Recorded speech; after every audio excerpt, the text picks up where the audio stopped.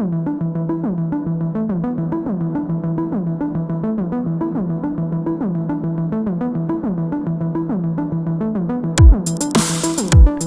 this 8th module, we discuss two mysterious components of the universe, which are dark matter and dark energy. In this second video, we review the dark matter.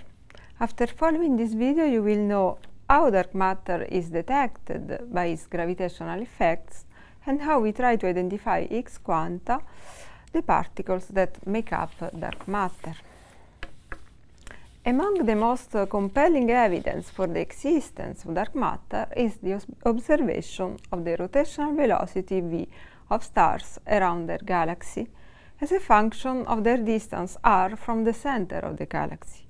According to Kepler's third law, this velocity is determined by the total mass mr included within the orbit. If mr becomes nearly constant outside RV's, the visible boundary of the galaxy, there will be a decrease in the rotational velocity with the square root of distance from then on.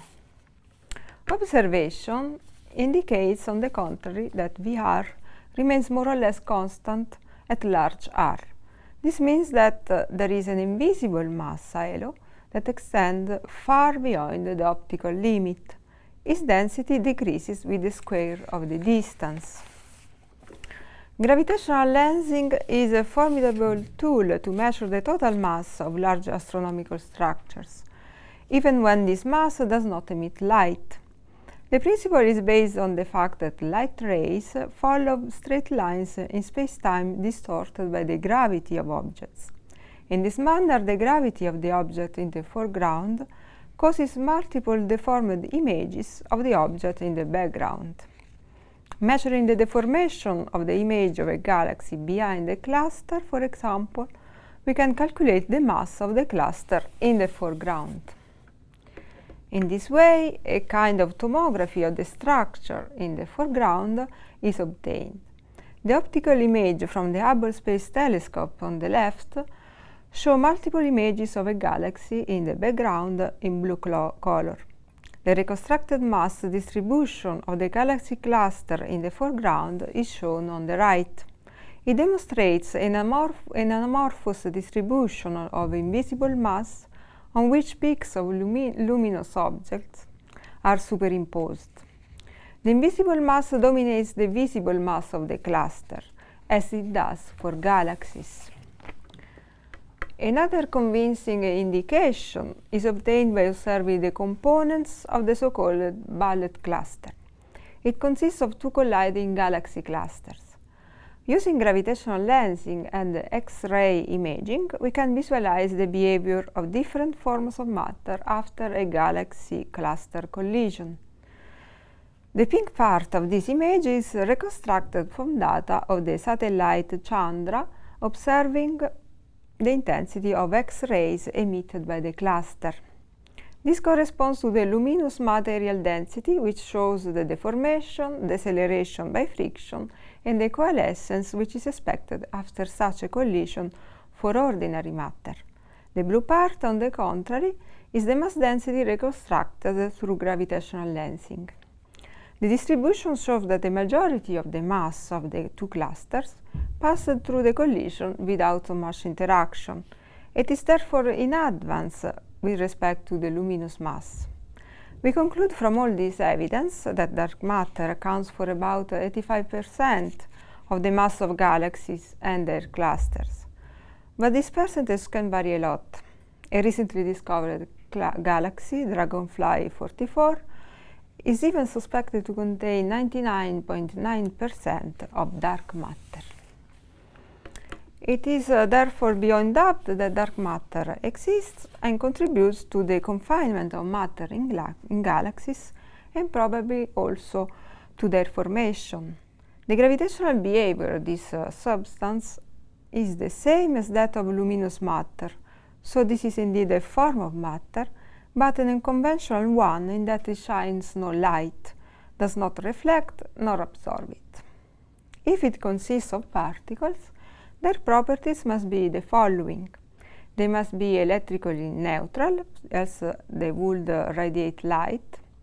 They should have evolved at non-relativistic velocity at the epoch of matter radiation equilibrium. That's why we speak of a cold dark matter. And they must interact weakly among themselves and with normal matter, otherwise the products of their reaction will be abundant. And finally, their density must be compatible with the missing mass balance. The main research methods which attempt to identify the generic dark matter particle Chi are the following. Search for Chi production at high energy colliders like the LHC, according to the profile we just showed. You will find example of this on the CERN website. So far, this research has not identified signals, but the line is vigorously pursued by Atlas and the CMS, and Hannah has introduced you to the searches like this in Module 7. Search for interaction of dark matter with ordinary matter, where one looks for recoil of heavy nucleus. Because of the low rates and tiny recoils, this is done with cryogenic liquid noble gas detector, for example with xenon. You can find more information on the website of our colleagues in Zurich. The search for self-annihilation products of dark matter particles, which are their own antiparticles. Annihilations will give pairs of ordinary particles and antiparticles. This could result in a detectable signal in the energy spectra of otherwise secondary and rare cosmic rays, like positrons, antiprotons, and so on. Martin and I followed this research line with the alpha magnetic spectrometer. We search for products of autoannihilation between dark matter particles with our cosmic ray spectrometer AMS, installed on the International Space Station for several years. The spectrometer identifies cosmic ray particles and measures their energy. It is sensitive to energies between a fraction of several gigaelectron volts up to few teraelectron volts. It has so far collected over 85 billion particles, the largest sample of cosmic rays analyzed since their discovery more than 100 years ago. A result that could be relevant for dark matter detection is the fact that beyond a few tens of gigaelectron volts, the fluxes of cosmic positrons and electrons deviate from their normal form. This is particularly noticeable for positrons, antiparticles which are rare compared to electrons. This clearly indicates that there is a new source of electrons and positrons with a characteristic energy of several hundred gigaelectron volts. The question is whether this is a diffuse source, such as the annihilation of dark matter, or a localized source, such as one or more pulsars close to Earth. These two hypotheses can be differentiated by the detection of anisotropies in the arrival direction of electrons and positrons.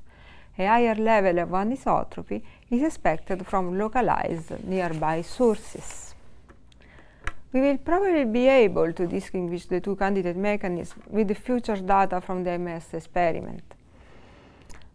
Also, the rate at which the spectrum falls back to its normal shape after the maximum is full of information. If the extra source is annihilation of dark matter, their mass imposes a well-defined upper limit on any annihilation product.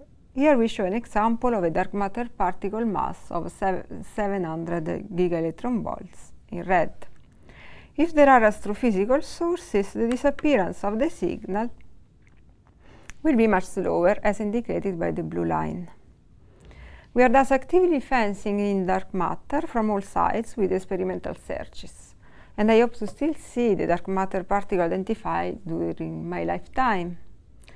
I am much less optimistic regarding dark energy, which is discussed in the next video.